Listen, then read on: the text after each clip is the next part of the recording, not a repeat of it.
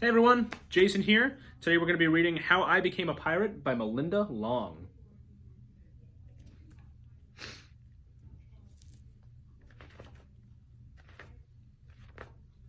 Pirates have green teeth, when they have any teeth at all.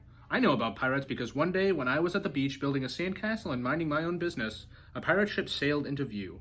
I knew what it was because its flag had a skull and crossbones on it, and because I could hear the pirates singing, "Hey ho, blow the man down." They were a little off-key.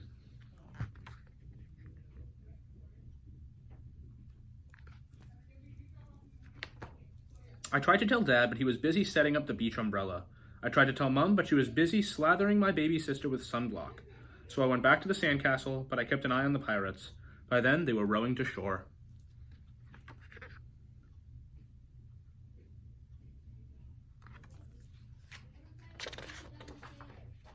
When they landed, the head pirate climbed out of the boat and yelled, "Ahoy there, matey!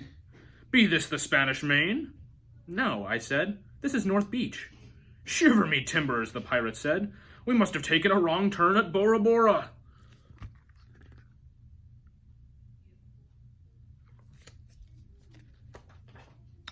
He walked around my sandcastle. He looked at the boat, then he yelled back to his crew. "He's a digger, he is, and a good one to boot."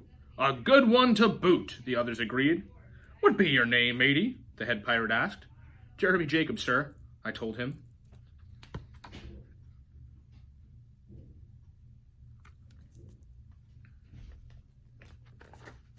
"Well, Jeremy Jacob," he said, "you're looking at Braidbeard and his crew. We've been needing a digger like yourself. We've a chest of treasure to bury." "Aye, treasure," the others shouted.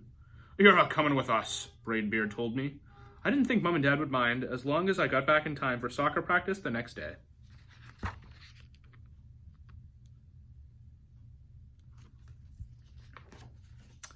That's how I became a pirate.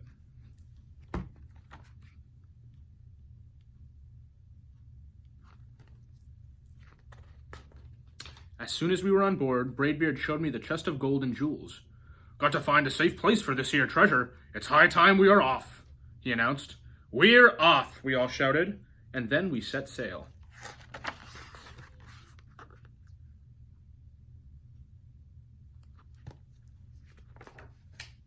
There was plenty to do on board. The pirates taught me to sing sea shanties, the louder the better, and to say real pirate stuff like landlubber and scurvy dog.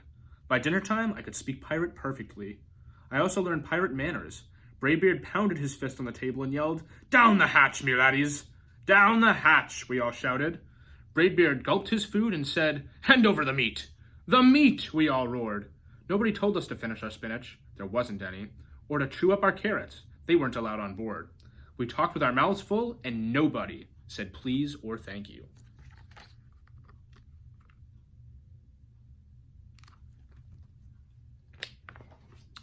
After dinner, I tried to teach the pirates to play soccer. Braidbeard kicked the ball and yelled, "Arg, soccer! Arg, soccer!" the crew yelled. Then everybody dove for the ball at once, and it rolled right off the deck. "After it, me hearties," Braidbeard commanded. "After it?" we all whispered. We fought over who would go get the ball, but it didn't matter anyway because a shark came along and swallowed it in one gulp. So much for soccer.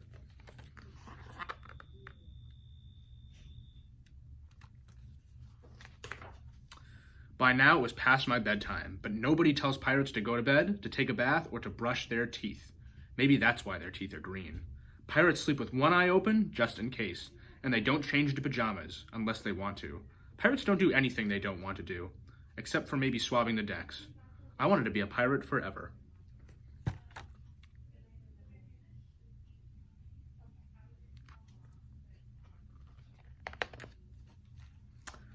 But then I found out what else they don't do. When I couldn't stay awake any longer, I asked Braidbeard to tuck me in and read me a story. "Tuck you in?" he bellowed. "Pirates don't tuck."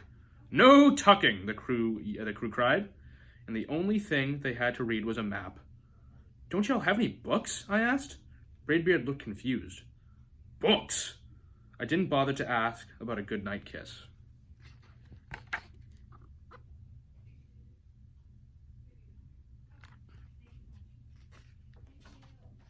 It wasn't easy to fall asleep without a story, but I was finally dozing off when a storm broke. Thunder boomed and lightning flashed. I tried to hide under the covers, as waves slammed up against the ship, but I kept falling out of my hammock. I couldn't find anyone in the cabin. They were all on deck. "Lower the sails!" Braidbeard shouted. "Batten down the hatches!" Everybody ran around yelling and lowering and battening. Nobody had time to sit close and tell me it would be over soon. Nobody even noticed me.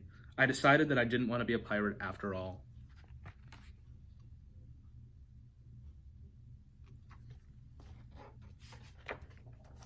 Just then, flash, crack, crash! Lightning hit the mast and split it right down the middle. "What'll we do now?" yelled one of the pirates. "We'll have to turn back," called another. "But the treasure!" hollered Braidbeard. "Where will we bury the treasure?" I stepped forward. "Maybe I can help," I shouted over the wind. "I think I know the perfect digging spot."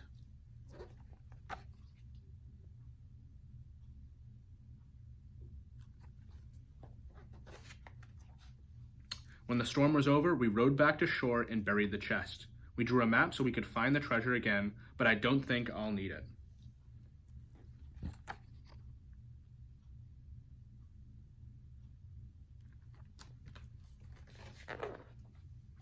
After that, the pirates repaired the ship and got ready to set sail. Before they left, Braidbeard handed me a flag and said, "You make a fine pirate, Jeremy Jacob. Guard that treasure well, and we'll be back to get it soon enough." "Soon enough," the crew repeated. "And if you ever need us," Braidbeard added, "just run the Jolly Roger up yonder pole." "Up yonder pole," the other shouted. "And maybe I will, but not today."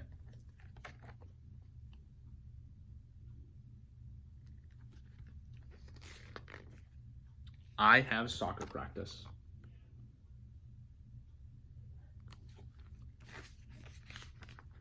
The end.